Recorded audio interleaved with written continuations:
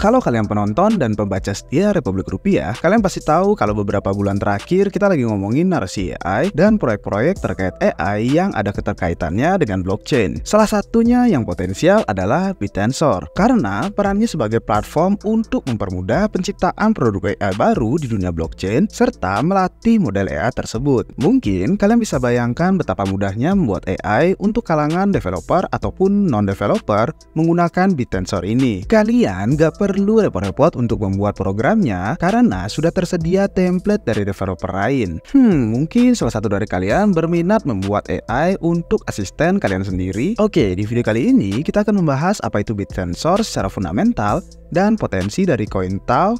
Oke, let's go!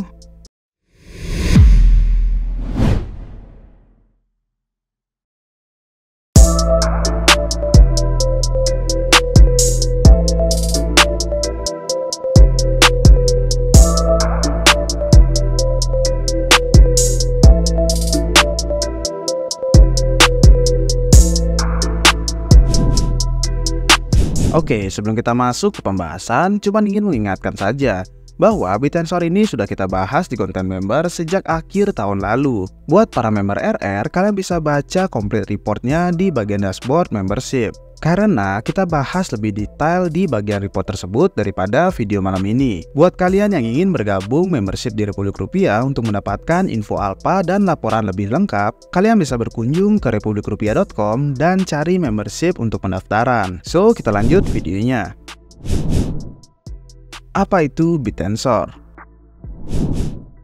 Bitensor adalah proyek kripto yang memiliki fokus untuk menciptakan ekosistem internet yang netral atau yang kita kenal desentral. Tepatnya tanpa adanya kendali dari satu pihak yang bisa secara mendadak mengatur data kita untuk membatas-batasi atau hanya memberi ke beberapa pihak tertentu. Tujuannya adalah menciptakan ekosistem desentral untuk para penggunanya dalam berkolaborasi agar saling membantu dalam menciptakan produk berbasis AI sesuai keperluannya masing-masing. Nah, untuk fungsi dari Bitensor adalah menjadi marketplace yang bisa digunakan tidak hanya untuk tempat jual beli, tapi juga untuk tempat berbagi, mengunggah, mengunduh, dan menyimpan seluruh data. Oke, pasti kalian berpikir, kan udah banyak tempat kayak gitu buat data. Terus apa bedanya dari Bitensor? Jawabannya adalah, di Bitensor, data yang diomongin adalah seluruh data terkait AI, mulai dari kode, algoritma, dan ruang penyimpanan data yang diperlukan oleh produk AI yang sedang dibangun atau sudah jadi. Kalau menggunakan perumpamaan, Bitensor ini bentuknya hampir mirip seperti Tokopedia dicampur Google Drive. Jadi, orang bisa jual beli data, kode, dan algoritma, tapi sekaligus bisa nyimpan data tersebut di platform itu juga. Setelah terus dikembangkan, sekarang Bitensor juga bisa digunakan untuk transaksi jasa, di mana jasa yang dimaksud tidak hanya jasa penyimpanan data, tapi juga bisa jasa pengembangan model machine learning dari AI. Oke, contohnya, kalau ada developer A ingin mencari kode buat bikin AI asisten kayak ChatGPT, dia bisa cari di Bitensor dan beli kode tersebut dari developer B. Terus ternyata developer B punya ruang storage nganggur di PC-nya yang nggak dipakai.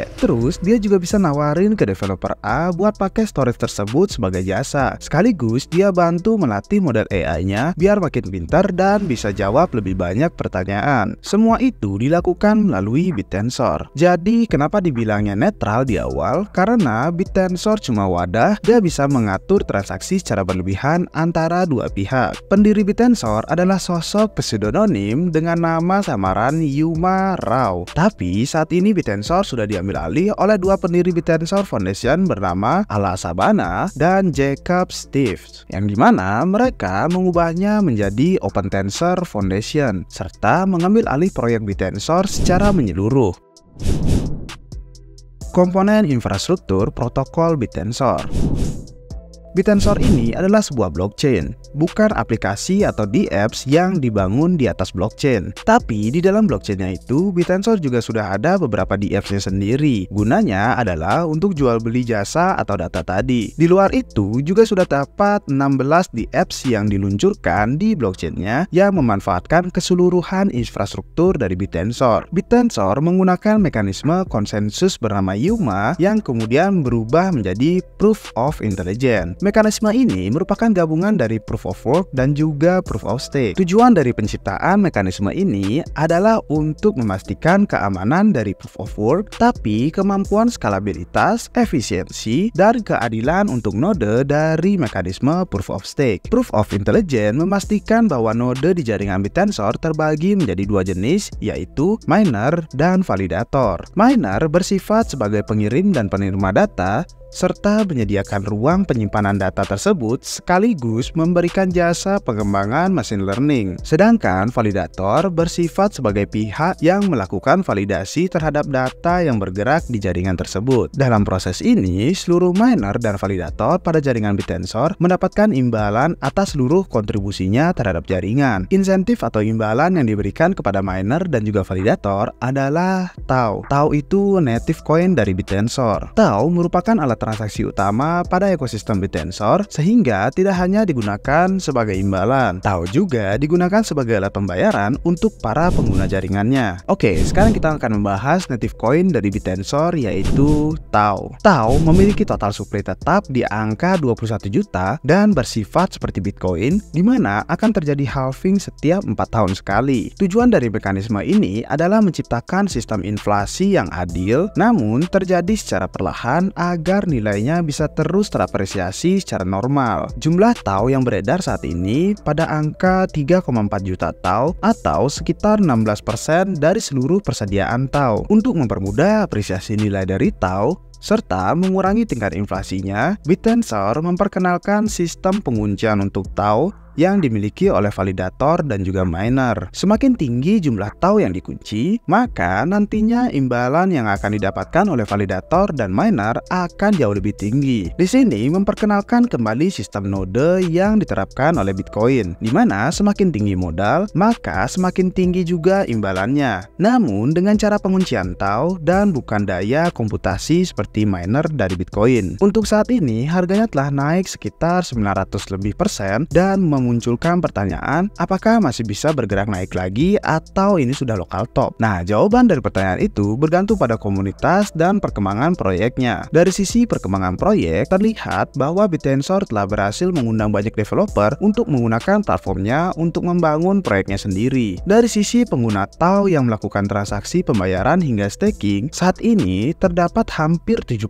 pengguna dengan hampir 30% dari seluruh persediaannya sekarang telah terkunci dalam staking. Ditambah lagi, Bitensor memiliki rencana untuk menciptakan fitur liquid staking yang kemungkinan akan meningkatkan jumlah TAO terkunci sehingga meminimalisir kemungkinan harganya untuk koreksi signifikan. Jika melihat dari sisi komunitasnya, terlihat bahwa pengikut di Twitter masih mengalami stagnasi setelah naik signifikan di akhir tahun yang juga bersamaan dengan kenaikan harga TAO. Namun, mengingat banyaknya akun yang terikat dengan Bitensor, kemungkinan ini adalah hasil dari kerancuan investor baru yang bingung mana akun resmi dari Bitensor. Jika melihat pada akun Tensor Foundation, yaitu perusahaan di balik Bitensor, terlihat bahwa hal yang sama juga terjadi, di mana jumlah pengikut baru masih menurun di awal tahun 2024. Nah, kabar baiknya, Bitensor hanya memiliki satu Discord yang menjadi pusat komunitasnya sehingga meminimalisir kerancuan investor baru. Tapi, jumlah anggotanya juga sedang mengalami stagnasi sama seperti di Twitter. Pergerakan ini dapat menandakan bahwa harga TAO dapat mengalami kesulitan untuk bergerak naik seperti akhir tahun lalu saat harganya naik drastis, sehingga untuk mengulang apresiasi yang pernah terjadi, tim Bitensor harus kembali memikirkan sisi pemasaran sehingga bisa menarik lebih banyak adopsi dan investor baru ke proyek dan tokennya. Kesimpulannya, untuk harga TAO, fitur staking dapat mempersulit koreksi terjadi. Walau koreksi itu juga bisa tetap terjadi karena normalisasi apresiasi yang sebelumnya terjadi, atau akan adanya investor yang mengambil untung karena harga TAO yang sudah naik tinggi. Nah, tapi untuk lanjut naik, TAO butuh berita baru sehingga tim Bitensor harus mengadakan pembaruan yang menarik atau melakukan kerjasama baru yang menarik perhatian besar.